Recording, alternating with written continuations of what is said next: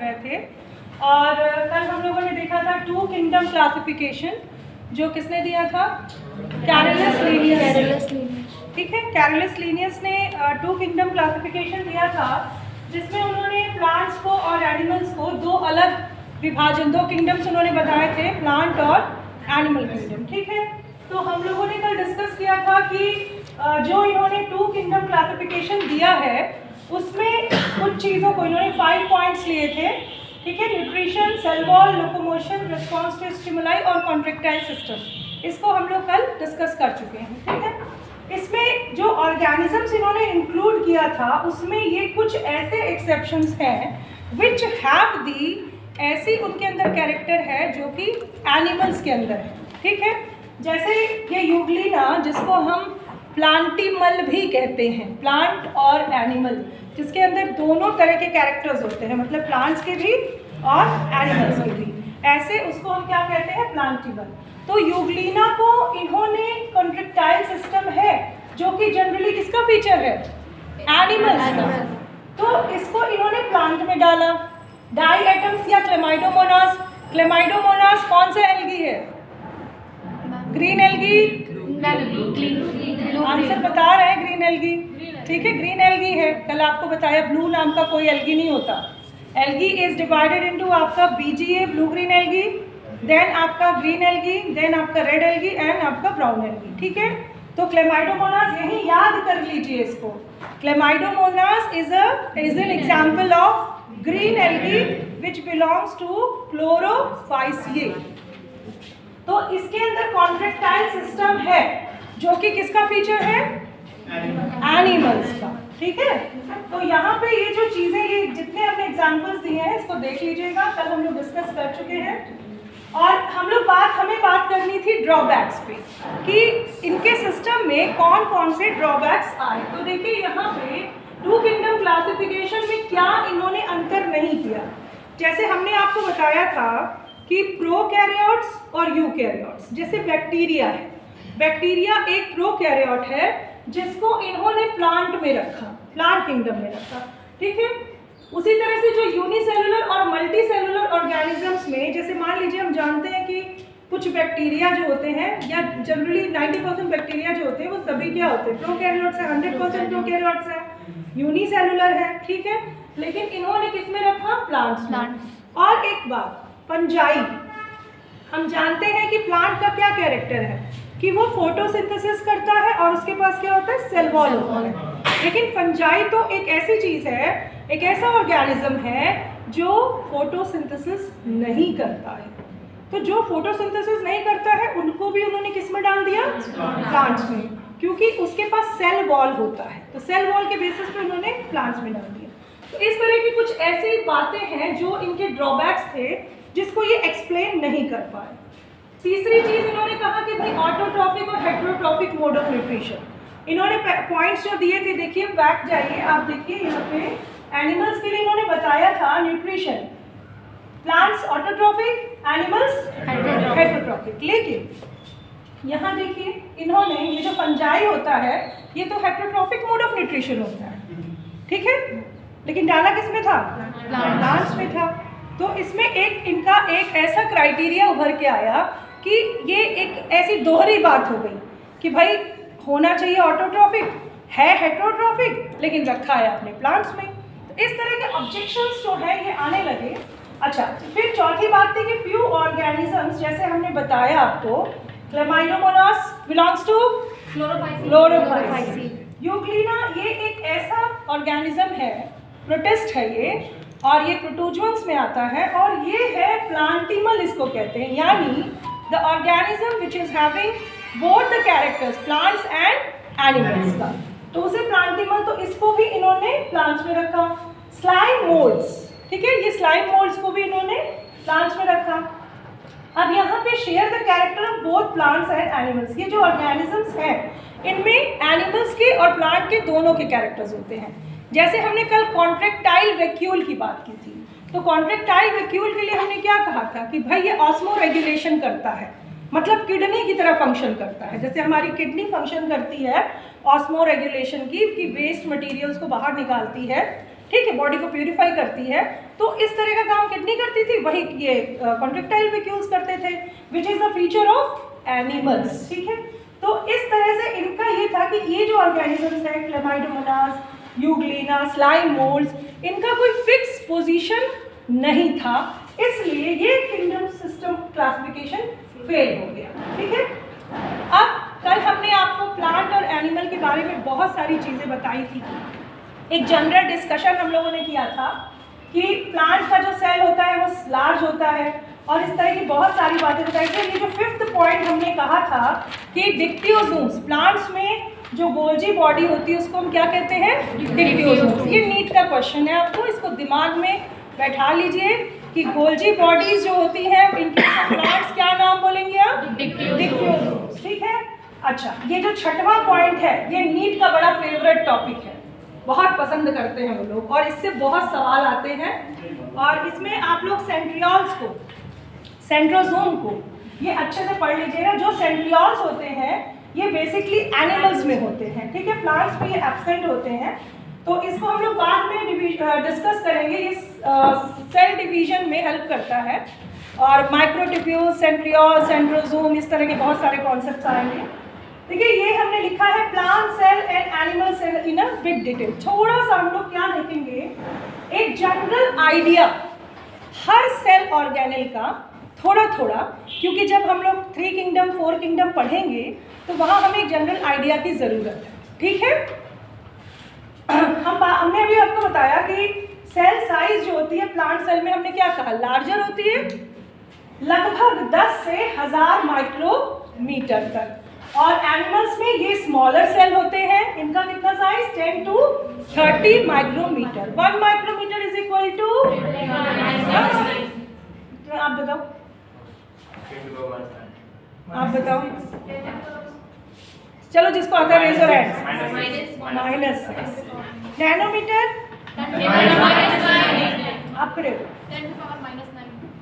अच्छा, nanometre, angstrom, femto, good, -6, -9, -10, -15। ठीक है, दूसरा आपका सेल वॉल है। सेल वॉल का जो कॉन्सेप्ट है ये बहुत इंपॉर्टेंट है। इट विल, जब आप मोनीरन्स को देखेंगे, फिर लास्ट जो 6th किंगडम में जाएंगे, ध्यान रखिएगा जो हम बात कह रहे हैं, जब मोनीरा देखेंगे, ठीक है, फंजाई देखेंगे, और जब लास्ट में डोमेन में जाएंगे कार्ल लुईस के सिस्टम में, तो यही सेल वॉल और सेल मेम्ब्रेन आपका बहुत बड़ा क्राइटेरिया बनेगा विभाजन के लिए। ठीक है, तो ये देखिए जो सेल वॉल होता है एनिमल के केस में प्रेजेंट होता है, नहीं, खुल के बोलो यार, नहीं होता है। यही तो आधार हमने बताया था, वो पन्नी वाला एग्जाम्पल भूल गए, एक बड़ी पन्नी आपका सेल वॉल, उसके अंदर काला वाला जो पन्नी था वो मेम्ब्रेन। तो अगर सिर्फ काली पन्नी है तो वो आपके पास है, यानी सेल वॉल आपके पास नहीं। ठीक है, तो सेल वॉल एब्सेंट होता है, इसको इसीलिए कल हमने बोला आपसे। अब प्लांट सेल है, तो प्लांट सेल का जो सेल वॉल होता है वो सेल्यूलोज से बना होता है। तो सेल्यूलोज जो होता है वो most abundant material in the whole world. ठीक है, एक राजा थे जिसको घास की रोटी खानी पड़ी थी। ठीक है, तो क्या घास पच जाता है हमें, नहीं, क्यों, क्योंकि उसमें अगर ऐसा होता तो कोई भूखा नहीं होता।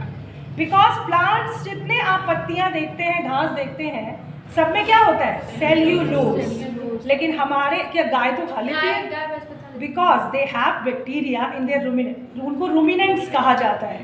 तो उनके पेट में, उमासम वगैरह में ऐसे बैक्टीरिया होते हैं जो सेल्यूलोज डाइजेस्टिंग बैक्टीरिया होते हैं। और एक बहुत अच्छा एग्जाम्पल, दीमक, ट्राइकोडर्मा। ठीक है, ये क्या, ट्राइकोडर्मा एक फंजाई होता है जो कि दीमक के पेट के अंदर होता है। ठीक है, और वो सेल्यूलोज डाइजेस्ट कर देता है, और ऐसे बहुत सारे सेल्यूलोज डाइजेस्टिंग बैक्टीरिया होते हैं। तो टर्माइट्स एक बहुत अच्छा एग्जाम्पल है जो आपके सेल्यूलोज को डाइजेस्ट कर लेता है। ठीक है, तो ये दुनिया में बहुत ज़्यादा अबंडेंट है, लेकिन because we cannot digest that, इसलिए ये कोई बहुत हेल्प नहीं हो पा रही है आपको। तो सेल वॉल में इम्पॉर्टेंट जो चीज़ होती है वो होती है आपकी पॉलीसैकेराइड, जिसका नाम है सेल्यूलोज। इसका क्या इंपॉर्टेंस है, देखिए, ये सेल को एक रिजिडिटी प्रोवाइड करती है। ठीक है, जब सेल का जो साइज होता है, उस पर जो स्ट्रेंथनिंग होती है, वो कौन प्रोवाइड करता है? ये आपका सेल्यूलोज, ठीक है। और ये एक प्रोटेक्टिव लेयर होती है। अच्छा, इसके बारे में अभी हम लोग थोड़ी देर में डिटेल में पढ़ेंगे थोड़ा सा। अच्छा, सेल शेप, इनका जो प्लांट सेल का जो सेल शेप होता है वो फिक्स्ड होता है। एनिमल्स का जो होता है वो इरेगुलर शेप होता है, बिकॉज जो प्लाज्मा मेम्ब्रेन, क्योंकि इनके पास क्या नहीं है? सेल वॉल नहीं है। एनिमल्स के पास सेल वॉल नहीं है, इसलिए उनका सेल मेम्ब्रेन जो होता है वो फ्लेक्सिबल होता है। अभी हमने बताया कि सेल वॉल कैसा होता है? रिजिड, रिजिडिटी प्रोवाइड करता है, ठीक है, एक स्ट्रक्चर देता है उसको, ठीक है। वैक्यूल, देखिए वैक्यूल इज वेरी इंपॉर्टेंट, ये आपके नीट पॉइंट ऑफ व्यू से वैक्यूल इज वेरी इंपॉर्टेंट। यहाँ से बहुत क्वेश्चंस आते हैं। इन केस ऑफ प्लांट्स जो वैक्यूल होता है वो सेंट्रल होता है, लार्ज होता है, ठीक है, और ये 90% ऑफ सेल वॉल्यूम, जो प्लांट का सेल वॉल्यूम होता है उसका 90% कौन देता है? यही वैक्यूल, ठीक है। लेकिन एनिमल्स में जनरली वैक्यूल्स नहीं होते हैं, अगर होते हैं तो वो छोटे छोटे होते हैं और पेरीफेरी की तरफ फैले होते हैं, they are not central, but in case of plants central. जब आप अभी स्ट्रक्चर देख लीजिएगा, अभी हम दिखा देंगे। सेंट्रियोल की अभी हमने बात की, बहुत इंपॉर्टेंट टॉपिक है, ठीक है, उसको आपने थोड़ा सा देख भी लिया है। अब यहाँ पे क्लोरोप्लास्ट, ठीक है, क्लोरोप्लास्ट हम ये सारे ऑर्गेनल्स एक एक डिटेल में बाद में पढ़ेंगे, ठीक है। ये सिर्फ इसलिए पढ़ रहे हैं कि क्लासिफिकेशन में हमें हेल्प हो। क्लोरोप्लास्ट आप सभी जानते हैं, ऑटोट्रॉपिक ऑर्गेनिजम्स में होते हैं, 3 तरीके के होते। क्लोरोप्लास्ट जो है इसका प्लास्टिड का एक मॉडिफिकेशन है, और प्लास्टिड कल हमने बताया था 3 तरह का होता है। कौन बताएगा? हाँ, leucoplast, chloro, leucoplast, chloro and chromo. टमाटर का एग्जांपल दिया था ना, सफेद, हरा और लाल, ठीक है।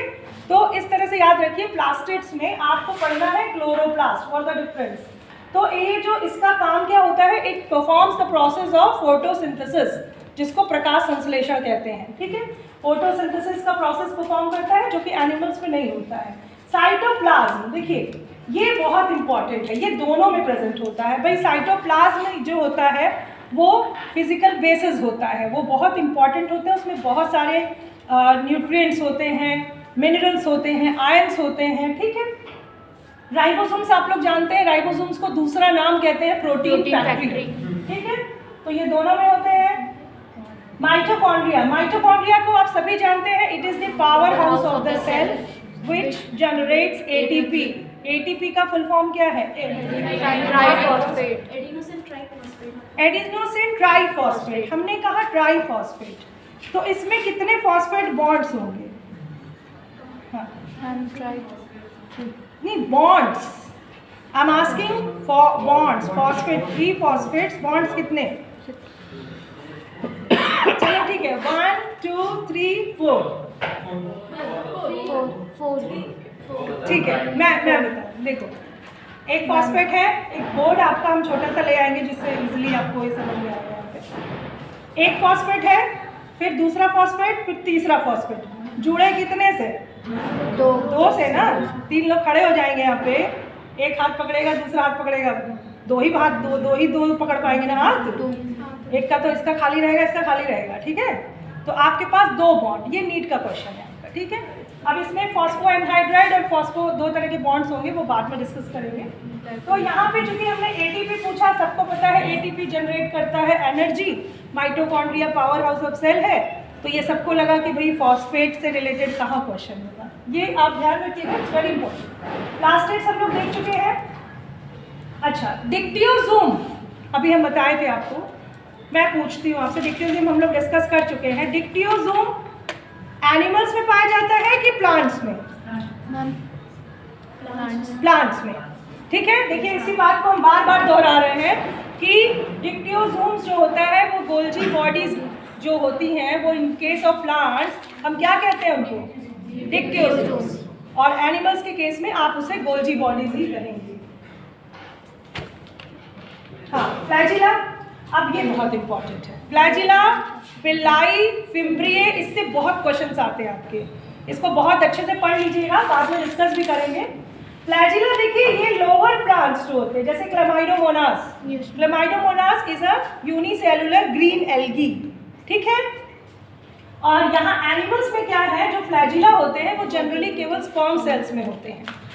लाइजोसोम सभी जानते हैं सुसाइडल बैग्स है दोनों में। यहाँ पे एनिमल्स में ना, प्लांट्स में ये बहुत इविडेंट नहीं होते हैं, लेकिन एनिमल्स में ये मस्ट होता है लाइजोसोम। न्यूक्लियस सबको पता है, सीलिया। देखिए अब ये सीलिया हुआ और ये फ्लैजिला, दिख रहा है आपको? Yes, ma'am. तो फ्लैजिला में हमने लिखा है कि लोअर प्लांट्स हैव फ्लैजिला, लेकिन cilia most cells do not have सीलिया।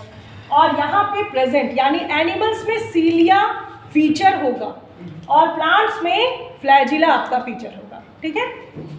Plants में अगर किसी लोअर ऑर्गेनिज्म में प्रेजेंट है तो।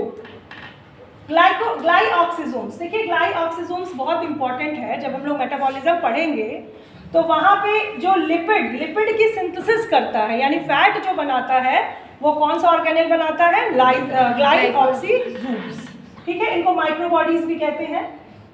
जनरली जो कैस्टर सीड होता है या जो भी फैटी सीड्स होते हैं, उनके अंदर ग्लाइऑक्सिजोम्स की मात्रा ज़्यादा होती है। Plasmodesmata, this is very important, इससे बहुत नीट के क्वेश्चंस बनते हैं, इसको अभी हम डिस्कस भी करेंगे। तो ये प्लाज्मोडेस्माटा बेसिकली एक सेल से दूसरे सेल को जोड़ता है। दीज आर दी कनेक्शंस, ठीक है। इंटरकॉम जंक्शन इसको कहते हैं प्लाज्मोडेस्माटा को। तो ये प्लांट्स का फीचर है बिकॉज वहाँ सेल वॉल होता है और एनिमल्स में प्लाज्मोडेस्माटा एब्सेंट होता है। रिजर्व फूड की बात करें तो भाई जनरली प्लांट्स में रिजर्व फूड स्टार्च होता है और एनिमल्स के केस में क्या होता है? ग्लाइकोजेन, सामने भी लिखा हुआ है, ठीक है, ग्लाइकोजेन, ठीक है। ग्लाइकोजेन आपका रिजर्व फूड मटेरियल है। क्वेश्चन लिख लीजिए, why starch is not the reserve food material in animals, give reason, ठीक है। This is your homework.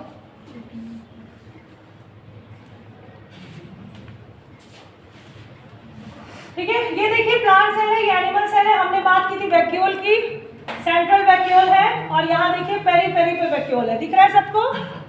दिख रहा है? Yes ma'am. सेंट्रल वैक्यूल और ये आपका पेरीफेरी वैक्यूल। अब देखिए कितना ज्यादा स्पेस कवर किया है इसने, ठीक है। 90% की बात हमने की है अप्रोक्सीमेटली। अब हम लोग कल डिस्कस कर रहे थे प्रोकैरियोट सेल और यूकैरियोट सेल, और एक जनरल आउटलाइन हमने पढ़ा था कि प्रोकैरियोट सेल के हमने न्यूक्लियस को लेके हम लोग चले थे। हमने कहा था कि भाई न्यूक्लियस एब्सेंट होता है इन केस ऑफ प्रोकैरियोट्स, और यूकैरियोट्स में क्या होता है? न्यूक्लियस प्रेजेंट, ठीक है। ये बहुत बड़ा आधार है आपके क्लासिफिकेशन का। तो मुझे कोई एक बच्चा, मैं पूछती हूँ आपसे, बेटा आप खड़े होइए। प्रोकैरियोट के न्यूक्लियस को दूसरे किन किन नामों से जाना जाता है? चलो कौन बताएगा? Raise your hand. हाँ बताओ। और जीनोफोर, प्रोक्रोमोसोम, ठीक है। देखिए इंसिपिएंट न्यूक्लियस, तो इसके बहुत सिनोनिम्स हैं। बैठिए, जो प्रोकैरियोट्स हैं because they don't have any defined nuclear membrane or they don't have membrane, that is why this is not true nucleus। इसीलिए इनके नाम दिए गए हैं nucleoid, genophore, prochromosome, incipient nucleus. These all are the synonyms of the prokaryotic organisms में जो उसका गुणसूत्र होता है, ठीक है, यानी क्रोमोसोम होता है। नोट्स आपको हम दे देंगे, आप लोग बहुत परेशान मत होइए इसके लिए, बार बार हम ये कह रहे हैं। अमाउंट ऑफ डीएनए यहाँ यूकैरियोट्स के केस में ज़्यादा होता है, ये कल हमने बताया था आपको। कॉम्प्लेक्सिटी ज़्यादा होती है, नंबर भी ज़्यादा होता है। हाँ, अब ये जो प्रोकैरियोट है इसमें मेम्ब्रेन बाउंड ऑर्गेनेल्स एब्सेंट होते हैं। तो मेम्ब्रेन बाउंड ऑर्गेनेल्स कौन कौन से होते हैं? जैसे आपका क्लोरोप्लास्ट है, माइटोकॉन्ड्रिया है, बहुत सारे हैं, और एंडोप्लाज्मिक रेटिकुलम, गोल्जी बॉडीज। देखिए राइबोसोम्स इनके अंदर होते हैं, इनके अंदर भी होते हैं, और वो मेम्ब्रेन बाउंड नहीं होता है। बात करते हैं न्यूक्लियोलस की। यहाँ पे आपने प्रोकैरियोट्स है, ये आपका यूकैरियोट्स है। देखिए न्यूक्लियोलस यहाँ पे एब्सेंट होता है, ठीक है। यहाँ राइबोसोम्स की अगर बात करें, यहाँ पे तो होता ही है ऑब्वियसली, न्यूक्लियस में सबसे पहले आप लोगों को न्यूक्लियोलस ही दिखाई देता है, राइबोसोम्स की अगर हम बात करें, we know that ribosomes are the synonym name क्या है उसका, प्रोटीन फैक्टर। ठीक है, यूकैरियोट्स में आपका 80S होता है, लेकिन क्या वहाँ किसी ऑर्गेनेल में 70S नहीं होता है? होता है। Mitochondria and chloroplast are the semi autonomous organelles. ध्यान से सुनिएगा, semi autonomous organelles, what does it mean semi autonomous? इनके पास डीएनए भी होता है, ये बहुत इंपॉर्टेंट है, ठीक है, but for the full function के लिए वो न्यूक्लियस पे डिपेंडेंट रहते हैं। यानी आपके क्लोरोप्लास्ट के पास भी डीएनए है, यानी they have the replicating capacity, because what they have DNA, but they have which kind of DNA? Prokaryotic. समझ रहे हैं ना? हमने यूकैरियोट का घर बनाया और प्रोकैरियोट को घुसा लिया। समझ रहे हैं? एक सेल बनाया जिसको यूकैरियोट सेल बनाया, उसका पूरा साइटोप्लाज्म जो है वो यूकैरियोटिक है, सब मेम्ब्रेन बाउंड है राइबोसोम्स को छोड़ के। लेकिन उसके कुछ जो ऑर्गेनल्स मेम्ब्रेन बाउंड है, जिसमें हम क्लोरोप्लास्ट कह रहे हैं, जिसमें हम माइटोकॉन्ड्रिया कह रहे हैं, उनके पास क्या है? डीएनए है। मगर क्या वो डीएनए किसी न्यूक्लियर मेम्ब्रेन के थ्रू बाउंडेड है? नहीं। तो mitochondria and chloroplast both are semi-autonomous organelles. They have the DNA and they have the prokaryotic kind of organization. Clear? ठीक? तो हम बात कर रहे थे यहाँ पे साइटोप्लाज्मिक ऑर्गेनल्स की, जिसमें हमने कहा माइटोकॉन्ड्रिया एंड क्लोरोप्लास्ट, जिसमें हमने कहा कि जो आपका साइटोप्लाज्म है it will have the 80S ribosomes and organelles जो आपके माइटोकॉन्ड्रिया और साइटोप्लाज्म है, उनका क्लोरोप्लास्ट है, उसका किस तरह का 70S। कल हमने इसको डिस्कस भी किया था कि दो सब यूनिट्स होते हैं, लार्ज सब यूनिट एंड स्मॉल सब यूनिट, उसको अभी हम देखेंगे। तो प्रोटीन सिंथेसिस, अब यहाँ पे बात आती है कि भाई ये आपके प्रोकैरियोट्स हैं, ये आपके यूकैरियोट्स हैं, तो प्रोटीन सिंथेसिस इसका कहाँ होता है? ये नीट का क्वेश्चन है, बहुत इंपॉर्टेंट है। ये सारे जो पॉइंट्स हमने लिखे हैं, these all are the basis of your NEET questions. तो ये protein synthesis in case of prokaryotes कहाँ होता है? क्यों? क्योंकि न्यूक्लियस कोई मेम्ब्रेन वो उसके पास है नहीं। प्रोटीन बनेगा डीएनए से आरएनए, आरएनए से प्रोटीन, ठीक है, तो वो खुले में होगा। लेकिन इन केस अगर हम इसकी बात करें, इन केस ऑफ यूकैरियोट्स, तो वहाँ पे क्या होता है? न्यूक्लियर मेम्ब्रेन होती है। उस न्यूक्लियर मेम्ब्रेन मतलब वहाँ कहाँ प्रोटीन सिंथेसिस हो सकता है? साइटोप्लाज्म में, माइटोकॉन्ड्रिया में और क्लोरोप्लास्ट, ठीक है। अब बात करते हैं cyclosis. What is cyclosis? These are the movement of cytoplasm. ये एक प्लांट है ट्रेडेस्केंशिया रोहियो, इसमें एक एक्सपेरिमेंट आपको कराया जाएगा 12th में या 11th में भी है इसका। तो उसमें हम साइक्लोसिस देखते हैं, मतलब साइटोप्लाज्म मूव करता है, ठीक है, तो वो प्रोकैरियोट्स में एब्सेंट होता है, इन केस ऑफ यूकैरियोट्स प्रेजेंट होता है, ठीक है। अब यहाँ पे ये देखिए, ये पॉइंट बहुत इंपॉर्टेंट है नीट पॉइंट ऑफ व्यू से, इसको स्टार मार्क कर लीजिएगा बाद में। 11 पॉइंट आपका है ट्रू सैप वैक्यूल, और यहाँ पे ट्रू सैप वैक्यूल प्रेजेंट होता है, यहाँ पे स्यूडो वैक्यूल होता है इन केस ऑफ प्रोकैरियोट्स, ठीक है। वैक्यूल सबको पता है, वैक्यूल क्या होता है? Vacuole is for the storage of minerals and water और जो भी एक्स्ट्रा कंपाउंड्स होते हैं, ठीक है। यहाँ हिस्टोन की हमने बात की थी कि प्रोकैरियोट्स में मैंने आपको बताया था कि हिस्टोन्स एब्सेंट होते हैं। हमने दिखाया भी था कि हिस्टोन अगर किसी दो बॉल ले लो और उसके ऊपर कोई धागा लपेट दो या स्ट्रिंग लपेट दो, तो जो स्ट्रिंग होगी वो आपका डीएनए होगा और वो जो बॉल होगा वो आपका हिस्टोन होगा। तो आपके in case of eukaryotes histone octamers पाए जाते हैं, जिसको लिंकर डीएनए जोड़ता है, वो बाद में डिस्कस करेंगे। लेकिन इन केस ऑफ प्रोकैरियोट्स के होते हैं पॉलीएमाइन्स पाए जाते हैं, they don't have the histone proteins, ठीक है। नेक्स्ट थाइलाकॉइड, ये बहुत इंपॉर्टेंट है। आप जानते हैं क्लोरोप्लास्ट, थोड़ा सा हम ऐसे ही बस बता दे रहे हैं। क्लोरोप्लास्ट जो होता है डबल मेम्ब्रेन होता है और उसमें स्टैक ऑफ थैलेकॉइड्स होते हैं, माने जिस तरह आप सिक्के के ऊपर सिक्का रखते हो वो एक गट्ठर बन जाता है, एक स्टैक माने गट्ठर, तो वो एक सिक्का आपका थाइलाकॉइड होता है जिसमें लाइट रिएक्शन चलती है, ठीक है। तो थाइलाकॉइड और पूरे को हम ग्रैनम कहेंगे सिंगुलर और ग्रैना कहेंगे प्लूरल। तो उसको जब एक लैमिली जोड़ेगी तो स्ट्रोमा लैमिली होगी और स्ट्रोमा, तो इस तरह की बातें आएंगी। तो यहाँ पे है आपका थाइलाकॉइड प्रेजेंट होता है इन केस ऑफ प्रोकैरियोट्स और एब्सेंट होता है, एब्सेंट आपका इसमें प्रेजेंट होता है इन केस ऑफ प्रोकैरियोट्स, और यूकैरियोट्स में सब कुछ होता है, मतलब पूरा क्लोरोप्लास्ट आपको मिलेगा। यहाँ पे सिर्फ आपको क्या मिलेगा, थाइलाकॉइड, क्योंकि यहाँ पे डबल मेम्ब्रेन ऑर्गेनेल तो है नहीं, क्लोरोप्लास्ट तो है नहीं, तो केवल आपके पास क्या मिलेगा, थाइलाकॉइड्स। जब आप ऑसिलेटोरिया या इस तरह के एल्गी पढ़ोगे या ब्लू ग्रीन एल्गी पढ़ोगे तो वहाँ पे आप देखोगे कि थाइलाकॉइड्स, ऐसे लंबे लंबे थाइलाकॉइड्स पड़े हुए हैं, ठीक है। अच्छा, यहाँ पे ये तो मैंने बता दिया आपको कि सेंट्रियोल्स जो होते हैं वो प्लांट्स में एब्सेंट होते हैं। This point is very very important, बहुत ध्यान से सुनिएगा। यहाँ पे देखिए राइबोसोम्स हमने आपको बता ही दिया, ये सारी चीज़ें क्लियर हो गई, प्रोटीन सिंथेसिस, साइक्लोसिस हो गई। यहाँ पे ये जो लास्ट पॉइंट है कि एक ये नीट का क्वेश्चन है लास्ट वाला, इन्होंने ये पूछा कि सिंगल एनवेलप सिस्टम किसमें होता है। सिंगल एनवेलप सिस्टम का मतलब हुआ कि आपका ये मान लो कोई प्रोकैरियोटिक सेल है, ठीक है, जैसे कल हमने बैक्टीरिया का बताया, तो उसमें क्या था, न्यूक्लियस तो था नहीं कुछ भी, तो वो एक ही एनवेलप के अंदर था, ठीक है, तो वो सिंगल एनवेलप। लेकिन अगर आपका इस तरह से डबल एनवेलप सिस्टम होता है, जैसे कि सेल मेम्ब्रेन बाहर हो गया और उसके बाद सेल वॉल, तो इस तरह के सिस्टम में क्या होता है, हम डबल मेम्ब्रेन सिस्टम, तो उन्होंने ये नहीं पूछा प्रोकैरियोट यूकैरियोट नहीं पूछा, उन्होंने सिंगल एनवेलप सिस्टम पूछा और डबल एनवेलप सिस्टम पूछा। तो हाँ, बहुत एक चीज़ मुझे बतानी थी कि देखिए, जब आप क्वेश्चन सॉल्व करेंगे तो आप एनालिटिकली थोड़ा उसे सोचिएगा। दूसरी चीज़, एक दिन में आप ये रखिए कि एक चैप्टर या दो भी चैप्टर का जितने एक मिनिमम क्वेश्चन सॉल्व करिए, नहीं कि एक उठाया 400 क्वेश्चन सॉल्व करने लगे, तो एक बैलेंस दीजिएगा आप लोग चैप्टर्स को, ठीक है। सेल वॉल, हमने अभी कहा कि सेल वॉल हम लोग डिस्कस करेंगे क्योंकि हमें 3 किंगडम पे जाना है, तो इसको देखते हैं, दिस इज़ वेरी इंपॉर्टेंट। ये देखिए आपका ये एक व्यू है, इसमें ये एक मिडिल लैमिला लेयर है, ये प्राइमरी वॉल है और एक सेकेंडरी वॉल भी होती है, ठीक है।